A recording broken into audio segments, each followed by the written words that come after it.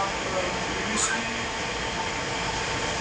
Manufacturing आप अगर करते हो, पीवीसी कंपनी में यूज होने वाले जो केमिकल्स हैं, जो इंग्रीडियंट है, बेस्ट तो आपका देखिए पीवीसी रेजिन होता है। ठीक है, पीवीसी रेजिन में भी अलग अलग ग्रेड होते हैं हार्डनेस के हिसाब से। कोई 60 हार्डनेस का होता है, कोई 70 हार्डनेस का होता है। एक सॉफ्ट प्रोडक्ट के लिए रेजिन होता है, का रिजिड प्रोडक्ट के लिए होता है। रिजिड का मतलब कि हार्ड, रिजिड का मतलब 80 एमएम जो हार्डनेस के लिए बनाए जाते हैं उसको रिजिड बोलते हैं, और जो 18 का बिलो बनाया जाता है उसको सॉफ्ट प्रोडक्ट बोलते हैं। जैसे आपका पाइप है, और उसके ऊपर जैसे कि आपका हार्ड बोलते हैं, जैसे आपका केबल है, उनसे भी हार्ड जो पीवीसी के जो सामान होते हैं, जो हार्ड भी खट खट करते हैं, वो रिजिड में आते हैं। तो पीवीसी में देखा जाए तो केमिकल जो होता है, दो तरह के केमिकल यूज होता है। एक जो होता है स्टेबलाइजर होता है। क्या होता है? स्टेबलाइजर होता है। दूसरा प्लास्टिसाइजर होता है, और तीसरा जो है पिगमेंट होता है, और उसके बाद आपका फिलर होता है, और उसके पास जो है सपोर्टिंग प्रोसेसिंग केमिकल होता है उसके एडिशनल। इस तरह से आपको देखा जाए तो 5 तरह के हो गया। तो आज हम जो बात करेंगे कि भाई अब जैसे कि आपका पीवीसी आप रेजिन ले लेते हो, तो पीवीसी रेजिन को आप डायरेक्ट प्रोडक्शन बनाओगे तो बनने वाला नहीं है। जैसे वो टेम्परेचर पर जाएगा तो उसको जब बाहर निकल के कुछ ठंडा करने के टाइम में वहाँ पे उसको क्यूरिंग होना जरूरी है। तो क्यूरिंग का जो काम करता है, पकाने का जो काम करता है, उसको शेप देने का जो काम करता है, इसी का नाम है जो स्टेबलाइजर है। क्या है? स्टेबलाइजर है। तो जैसे आपका डाई में माल पकड़ना, स्क्रू बैरल में माल पकड़ना, शेप नहीं आना, कितना भी टेम्परेचर कम करो या ज़्यादा करो, लेकिन पकने का नाम नहीं ले रहा, पक करके शेप नहीं ले रहा, फिर नीचे डाई में चिपचिपाहट ही आ रही है, वो डाई को छोड़ नहीं रहा है, तो कहीं ना कहीं उसमें स्टेबलाइजर की कमी है। तो इसलिए आपको स्टेबलाइजर जो होते हैं, एक होता है DBLS होता है, TBLS होता है, एक LS होता है। ठीक है, तो DBLS का मतलब कि डाई बेसिक लीड स्टेरिक है, TBLS और ट्राई बेसिक लीड स्टेरिक है, ILS का मतलब लीड स्टेरिक है। तो जैसे कि आपका ये दोनों जो है का मान लीजिए आप ये DBLS 100 ग्राम लेते हो, TBLS 100 ग्राम लेते हो, तो आपको 50 ग्राम लेना पड़ता है। ठीक है, एक बैच में, तो इसमें क्वांटिटी कम लेनी जाती है। ये जब तक अगर माल आपका माल का प्रोसेस चालू कर दिए हो, लेकिन आपका प्रोसेस में माल जब बाहर दिन में परेशान हो, टेम्परेचर आपका देखिए टेम्परेचर जो पीवीसी में आपको 120 से लेकर के 190 तक रहता है। अब डिपेंड करता है कि आप कौन सा प्रोडक्ट बनाते हैं। अगर आप सॉफ्ट प्रोडक्ट बना रहे हो बिलो 80 हार्डनेस के नीचे, तो आपका 120 से मैक्सिमम 130 तक की टेम्परेचर आपको देना चाहिए। अगर आप रिजिड मटेरियल बनाते हैं तो आप 130 के ऊपर आप जाने का है तो रिजिड प्रोडक्ट लेंगे। तो आपका जब मान लीजिए प्रोडक्ट पीवीसी वाटर स्टेप है, तो आपको 120 से 130 तक का ही फेल है, इसलिए आपको टेम्परेचर को सेट करना आना चाहिए। ठीक है ना। दूसरी बात क्या है कि अब आपने देखा कि इसका क्या काम है। जो ये काम जो है चाहता है कि आपका कंपाउंड को बैरल से प्रॉपर ढंग से मिक्सिंग होकर के आपको बाहर निकाल के एक शेप देगा। जैसे ही पानी में जाएगा तो उसको हार्डनेस में आपने कंपाउंडिंग किया है, उसकी हार्डनेस ऑटोमेटिक वहाँ पर आ जाएगी। ठीक है, जैसे जैसे आप इसको बढ़ाते जाओगे मटेरियल हार्ड होते जाओगे। ठीक है, इसके बाद जब हम आगे चलते हैं तो भाई जरूरत पड़ती है प्लास्टिसाइजर का। तो प्लास्टिसाइजर जो होता है, जैसे कि आपका CPW हो गया, दूसरे क्लोरीन पैराफिनिक वैक्स बोला जाता है इसको केमिकल में। CPW को हम क्या बोलते हैं? क्लोरीन पैराफाइन क्लोरीन पैराफिन वैक्स एक तरह से वैक्स है, जो वैक्स जो होता है, जो आपका मोम जिसको हिंदी में बोलते हैं, एक तरह से लिक्विड रूप में वैक्स है जो आपको बैरल में चिपकने नहीं देता है, और वैक्स कहीं भी रहता है तो अपना सॉफ्टनेस देता है और वाटर प्रूफिंग का काम करते हैं। जिसको मटेरियल को पानी में भी डालोगे तो पानी में तो उसको कुछ बिगाड़ नहीं सकता है। वैक्स जो होता है, जैसे आपका कपड़े पर भी वैक्स का यूज होता है, हर जगह पर रबर पर भी वैक्स होता है, तो पोरोसिटी से और पानी के कंटेक्ट से बचाता है और कंपाउंड को मिक्सिंग करने में और उसको हार्डनेस मेंटेन करने में CPW जो है आपका अहम भूमिका निभाता है। तो इसको आपको अपने रेशियो के हिसाब से आपको कितना हार्डनेस चाहिए, आप कितना उसमें फिलर डाल रहे हो, क्या रेशियो में डाल रहे हैं, तो आपको CPW डालना बहुत जरूरी है। ठीक है, तो CPW का मतलब आपने समझ लिया होगा। इसके बाद आता है एपॉक्सी आता है।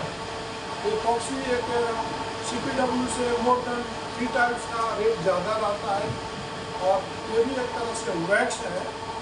एपॉक्सी भी एक तरह से वैक्स है जो लिक्विड फॉर्म में आता है, और ये जब भी आप प्रोडक्शन निकालते हो तो आपको स्टार्टिंग के जब बैरल में थोड़ा सा एपॉक्सी डाल दे सकते हो, और थोड़ा इसमें स्टेरिक एसिड डाल देना चाहिए, थोड़ा CPW डाल देना चाहिए, ताकि पूरा का जो स्क्रू बैरल है पूरी तरह से उसका लाइफ बना रहे, और स्क्रू बैरल से जो भी कोई प्रोडक्ट जाते हैं या तो उसका स्क्रू बैरल को लोड नहीं गिरेगा तुरंत, तो उसके पास जाते हुए आगे की तरफ मतलब पास करेगा। उसका काम है कि अपने तक नहीं रखेगा, तो वो आगे चलकर उसको पास करते जाएगा, अपने पास रखेगा नहीं एपॉक्सी जो है। और कंपाउंड में कई बार उसको आपका स्क्रू बैरल हो या आपने जो भी एक्सट्रूडिंग करते हो या गोल्डिंग करते हो, तो आपको चिपकने वाली प्रॉब्लम को सॉल्व कर देता है, और कंपाउंडिंग में एक अच्छा ही अलग ही ग्लू लेकर के आता है, एक अच्छा चमक लेकर के आता है, शाइनिंग लेकर के आता है। तो आपने देखा कि एपॉक्सी को कितना अच्छा काम करता है। जब आप CPW के 2 लीटर डालते हो तो आप ये 100 ग्राम भी डालते हो, तो ये बहुत ही बेहतर काम करता है आपकी इसी प्रोडक्ट के लिए। इसके बाद जो नेक्स्ट प्रेशर आपका DOPI है, तो DOPI जो होता है सर, ये आपको देखिए रबर में जाओगे तो नाइट्राइल रबर जब आप बनाते हैं, इंडिया रबर, उसमें भी इसका यूज किया जाता है, और जब आप PVC प्रोडक्ट में भी इसका यूज किया जाता है। कंपाउंडिंग को DOPI का कंपाउंड के अंदर जो स्टिफनेस देने का काम करता है, मतलब ये देखिए PVC वाटर स्टफिंग में तो फ्रूट का कोई स्टिफनेस नहीं होता है, रबर में ही ज़्यादा स्टिफनेस होता है, जिसको खींचो का फिर अपना रिगेन नहीं करता है PVC, लेकिन वही रबर जो होता है आपको खींचते हो तो फिर रिगेन करने की कोशिश करता है। तो यहाँ पर DOPI जो होता है कि थोड़ा सा बूस्टर का काम करता है आपके कंपाउंड के अंदर, और एक स्टिफनेस लेकर के आता है, एक आपको टेंसाइल और इनोवेशन प्रॉपर्टी को मेंटेन करने में बहुत बड़ा इसका योगदान है DOPI। और जैसे कि आप कोई प्रोफाइल बनाते हो, पाइप बनाते हो, उस जगह पे DOPI को कम से कम आपको जहाँ पर ये 2 लीटर मिक्स करते हो तो आप 200-300 ग्राम आप डाल सकते हो। ठीक है, अब देखिए आगे DBLS बोलते हैं, ये भी एक लिक्विड आता है जो वो भी आपका प्रोसेसिंग ऐड का काम करता है, बूस्टर का काम करता है। तो इसका भी आप ज़्यादा से ज़्यादा बैच में 100 ग्राम 200 ग्राम आप यूज कर सकते हो, और आपका जैसे कि आपको लो कास्ट मटेरियल में ये दोनों को यूज करने की जरूरत नहीं है, क्योंकि ये काफ़ी कॉस्टली आता है, 150-200 रुपया लीटर आता है। तो ये आपको बीच का पॉइंट पर बनाते हो, कोई प्रोफाइल बनाते हो, जब जब आते हैं आपको DBLS का यूज करने की जरूरत है। अब आगे हम चलेंगे कि जैसे कि आप आज के डेट में, जैसे कि आज के डेट में आपका 1 पैक तो एक केमिकल आ चुका है। 1 पैक का मतलब है कि आपको जैसे आप आज के डेट में आप पार्सल खाना लेके आते हो तो सब कुछ इसमें आपको मिल जाता है, सब कुछ इसमें रहता है पार्सल के अंदर, आपको कोई चीज़ सेपरेट लेने की जरूरत नहीं पड़ती। इसी तरह से एक 1 पैक ऐसा केमिकल अभी मार्केट में आता है जिसमें ये 3 केमिकल उसमें मिला हुआ रहता है। कौन कौन सा? DBLS रहता है, DBLS भी रहता है, LS, पूरा मिला करके एक रेशियो के हिसाब से एक 1 पैक आपको मार्केट में आता है, जो कि 1 पैक देखिए आप बहुत सारे प्रोसेस के लिए सक्सेस नहीं है और बहुत सारे प्रोसेस के लिए सक्सेस है। तो आप मान लीजिए कि एक मसाले आता है, उसमें सारी चीज मिला हुआ रहता है, एक मसाला आता है सेपरेट आता है, तो आपको कौन सा में आपको प्रोडक्ट सेट होता है उसके हिसाब से अगर आपका प्रोडक्ट 1 पैक में सेट हो रहा है तो 1 पैक के साथ काम करिए। अगर 1 पैक सेट नहीं हो रहा था आप तीनों मटेरियल को सेपरेट मंगा करके अपने हिसाब से क्वांटिटी पर ध्यान देना चाहिए। क्वालिटी जो है सर क्वांटिटी के ऊपर डिपेंड करता है, आप कितना क्वांटिटी कौन सा प्रोडक्ट में आप डाल रहे हो उसके हिसाब से ही आपका क्वालिटी आने वाली है। नहीं कि आप ज़्यादा भी डालें तो प्रॉब्लम हो जाएगा, कम भी डालो तो प्रॉब्लम आएगा। ठीक है। और देखिए कि आपका प्रोसेसिंग में सपोर्ट कौन करता है, जिसे आप प्रोसेस कर रहे हो लेकिन आपका प्रोसेस जो है आगे आपका आउटपुट नहीं आ रहा है, तो ये हर आदमी के लिए चिंता का विषय होता है कि हम इतना काम करते हैं लेकिन हमारा प्रोसेस जितना चाहिए उतना हमें नहीं आ रही है। तो वहाँ पे आपको ये 3 केमिकल हम आपको सजेस्ट करने वाले हैं कि ये 3 केमिकल जो है आपके कंपनी को आगे बढ़ाने में बहुत बड़ा योगदान है। कंपाउंडिंग में आप मान लीजिए कि आप स्क्रू पैनल आप लगाते हो तो मेटल कोई भी चीज़ देखिए डे बाई डे घिस रही है। आपका भी चेहरे जब आपको छोटे थे तो आपके आंखों के अंदर झुर्रियाँ नहीं थी, का स्मार्टनेस की चमक थी, लेकिन जैसे जैसे आप एज आपकी बढ़ती जा रही है तो क्या हो रहा है, आपका बाल पक रहे हैं, आपके चेहरे भी मुरझा रहे हैं, टेंशन बढ़ती जा रही है।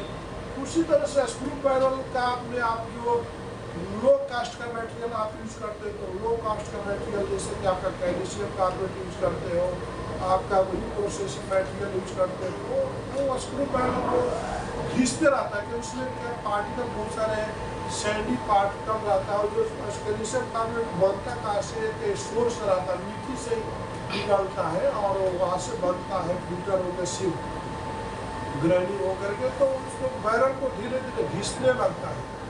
तो धीरे घिसने से बचाने के लिए आपका ये जो केमिकल है जैसे स्टेरिक एसिड है, ये बैरल को घिसने से आपको फायदा करेगा और वो बैरल का लाइफ देगा।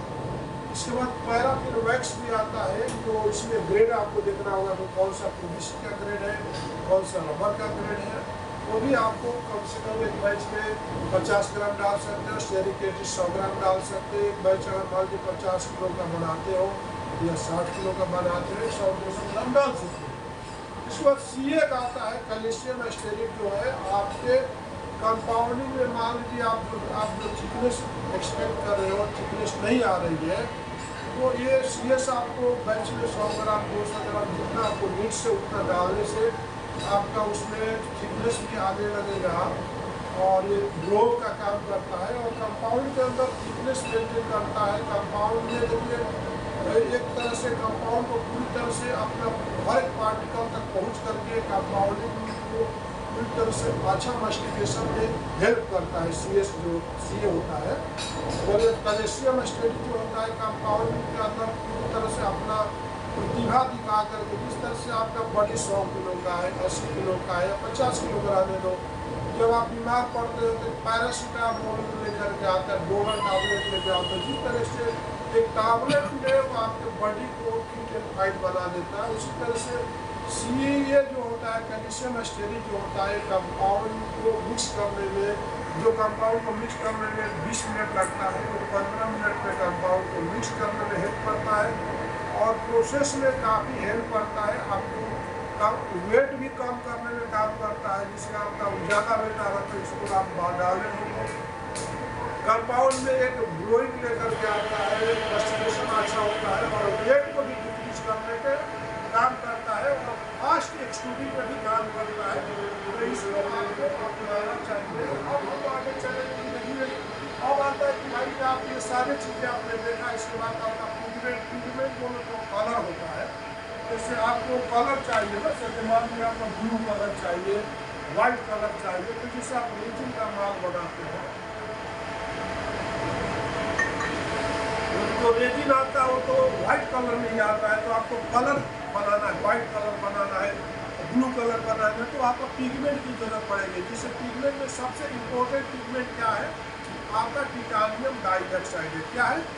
टिटानियम डाइऑक्साइड है। देखिए पिगमेंट जो होते हैं ब्लैक कलर में भी काम करते हैं। मान लीजिए आपका आप ब्लैक कलर की मटेरियल निकाल रहे हो, लेकिन ब्लैक कलर का मटेरियल में आपको शाइनिंग नहीं आ रही, चमक नहीं आ रही है, तो आपको 50 किलो या 100 किलो का बैच में आप 100 ग्राम टाइटेनियम डाइऑक्साइड डाल दीजिए, तो वो आपका क्या करेगा, आपका कंपाउंड में मर्ज होकर के कंपाउंड में एक अच्छा लुक लेके आएगा, एक शाइनिंग लेकर के आएगा। वो टाइटेनियम ऑक्साइड का काम है, चमक लेकर के आएगी। जैसे आप आपने शेविंग किया, सब कुछ किया, लेकिन आपने क्रीम नहीं लगाया अपने चेहरे पे, फेस पे, या पाउडर नहीं लगाते हो, तो आपके चेहरे में निखार नहीं आती है। इसी तरह से आपका जो टाइटेनियम डाइऑक्साइड है वो आपके कंपाउंड में एक अलग ही लुक लेके आता है, एक अलग चमक लेके आता है, और उसको मस्टिकेशन में भी और आपको चूरिंग में बहुत बड़ा हेल्प करता है। और जितना हम कलर कंपाउंड में ज़्यादा जाते हैं वो उतना हम मतलब कि आपका टाइटेनियम का यूज करें। जिससे मान लीजिए 50 किलो का बैच बना रहे तो उसमें 500 ग्राम से 1 किलो तक भी डाल करके हम उसके कंपाउंड में एक अच्छा ही कलर लेकर के आते हैं। जैसे टाइटेनियम को कलर लेके आता है, जैसे ही आपको अब दूसरा कोई कलर डाला है, तो अगर मान लीजिए टाइटेनियम आप 500 ग्राम डाल रहे हो, तो दूसरा अगर ब्लू कलर चाहिए या रेड कलर चाहिए या ब्लू कोई भी कलर चाहिए, तो जहाँ पर टाइटेनियम आप 500 ग्राम डाल रहे हो, तो वहाँ पर दूसरा कलर 50 ग्राम 100 ग्राम भी डालोगे, तो वो कलर को लेकर के जिस कलर को जाना चाहिए कलर को आपको ले जाके लुक लेकर के आएगा, और वो कलर में कन्वर्ट करने में आप सक्षम होता है। तो देखा कि आपने कि टाइटेनियम का क्या इम्पोर्टेंट है, पिगमेंट का क्या इम्पोर्टेंट है, और कलर का क्या इम्पोर्टेंट है। तो इस तरह से आपने देखा कि हमारे कंपाउंडिंग में कितने सारे केमिकल है।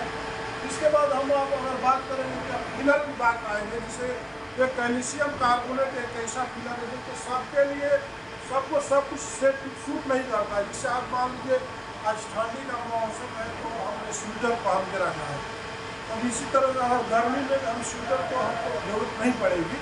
तो क्लाइमेट के हिसाब से जिसमें सबके लिए एक जितने भी पॉलीमर्स हैं सबके लिए कम्बिनेशन बनाया गया। जैसे मान लीजिए आप PVC कंपाउंड बनाते हो तो आपको कैल्शियम कार्बोनेट का ही यूज किया जाता है, न कि आप वहाँ पर टाल्कम पाउडर यूज कर सकते हो, न कि आपको जो है आपको उसमें चाइना के लिए यूज कर सकते हो, न सिलिका पाउडर यूज कर सकते हो। तो आपको जहाँ पर जो जैसे कि आपका इम्पीरियम कंपाउंड होता है, जितना भी देखिए हीट ट्रीटमेंट प्रोडक्ट होता है ना, वो आपको कैल्शियम कार्बोनेट का यूज किया जाता है।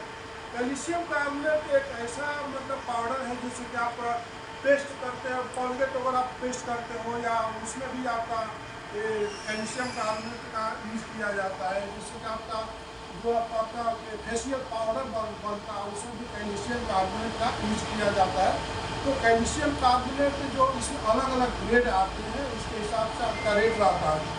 एक जो होता है कोटेड सिलिका कैल्शियम कार्बोनेट आता है, जिसका जो डेंसिटी बहुत कम होती है, लाइट वेट होता है, जैसे कि 1.27 रहेगा। और जैसे आप मान लीजिए कि और भी आप ज़्यादा वेट का आप विदाउट कोटेड कैल्शियम कार्बोनेट है तो उसका तो वेट बहुत ज़्यादा रहेगा, और उसका डेंसिटी आपका 1.27 से भी ज़्यादा रहेगा, और इसमें जो स्ट्रेंथनेस परसेंटेज ज़्यादा रहेगा, और उसमें जो भी आप प्रोडक्ट बनाओगे प्रोडक्ट का वेट ज़्यादा रहेगा, और उसका वॉल्यूम कम रहेगा। जैसे जैसे डेंसिटी कम होती जाती है वॉल्यूम बढ़ते रहता है, जैसे जैसे डेंसिटी कम होती जाएगी आपका जो है वॉल्यूम बढ़ते जाएगा। तो ये आपका जो कैल्शियम कार्बोनेट का आपको कौन सा ग्रेड यूज कर रहे हो, सभी ग्रेड जो है ना सभी प्रोडक्ट में नहीं चलते हैं। कुछ ऐसे ग्रेड रहेंगे कि जो कि आपको एक्सट्रूडिंग में बहुत प्रॉब्लम करेंगे, एक्सट्रूडिंग आप करना चाहोगे, लेकिन रॉन्ग कैल्शियम कार्बोनेट की वजह से आपका जो एक्सट्रूड बनेगा वो आपको काम नहीं करेगा, स्लिप होते जाएगा, वो मटेरियल को आगे बढ़ने नहीं देगा, आपका प्रोडक्ट भी सही नहीं आएगा, शेप नहीं आएगा, साइज नहीं आएगा, डायमेंशन नहीं आएगा। तो कौन सा कैल्शियम कार्बोनेट हमारे प्रोडक्ट में सूट हो रहे हैं, और कौन सा कैल्शियम कार्बोनेट यूज करने से हमारा जो हमारे प्रोफाइल की डायमेंशन है वो डायमेंशन बराबर आ रही है। ये सारी चीज़ों को आपने आज हमने इस वीडियो में ये बताया कि देखिए कि आज हमारे साथ कितने सारे केमिकल हैं, कि इसका क्या फंक्शन है। तो अगर कभी भी आपको इस तरह का कोई दिक्कत हो तो ये हमारे वीडियो को आप एक बार ओपन कर लीजिएगा, आपको गाइडलाइन मिल जाएगा कि कौन सा केमिकल कब डालना है। पहले नंबर देखिए आप कोई कॉमर्शियल प्रोडक्ट बना रहे हैं, उसमें आपको रेट नहीं मिला, तो पहले अब सारे खरीद दो भाई, सारे केमिकल के साथ जाइए। जैसे आपका प्रोसेस चालू हो जाता है, फिर आपका वर्कशॉप आप बाउंड के साथ चालू कर दीजिए। और जब आप मशीन बंद करने वाले हो, जैसे आपको प्रोफाइल डाई चेंज करने वाले हो, तो उस लास्ट बैच में भी आपको क्या करना चाहिए, सारे केमिकल का सपोर्ट लेना चाहिए, ताकि आपका बैरल भी कंडीशन में भी रहे और आपका डाई भी कंडीशन में रहे। जब भी आप मशीन बंद करने के जा रहे हो, जैसे आपका बंद करने का समय हो या आप डाई दूसरा चेंज करने वाले हो, तो उस लास्ट बैच में आपको सारे केमिकल के साथ, जब तक वो बैच जो है पूरी तरह से इन तक नहीं चला जाता है, तब तक आपको रोकना नहीं चाहिए। अगर ये वीडियो आपको कैसा लगा, अगर ये वीडियो आपको पसंद आया तो सब्सक्राइब कीजिए, शेयर कीजिए। नमस्कार, धन्यवाद।